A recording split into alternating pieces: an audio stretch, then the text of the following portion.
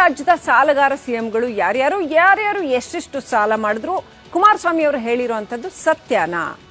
ನೋಡ್ತಾ ಹೋಗೋಣ, ಡೀಟೇಲ್ಸ್ ನೋಡ್ತಾ ಹೋಗೋಣ.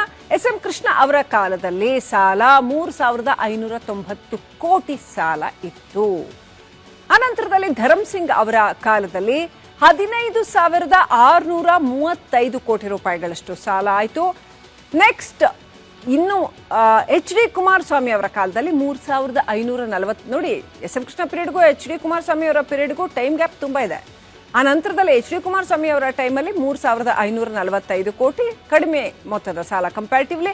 ಬಿ.ಎಸ್. ಯಡಿಯೂರಪ್ಪ ಅವರ ಕಾಲದಲ್ಲಿ 25,653 ಕೋಟಿ, ಸ್ಲೈಟ್ಲಿ ಹೈ, 25,653 ಕೋಟಿ ಸಾಲ ಆಯಿತು. ಟಿ.ವಿ. ಸದಾನಂದ ಗೌಡರ ಕಾಲದಲ್ಲಿ 9,464 ಕೋಟಿ ಸಾಲ ಆಗಿತ್ತು.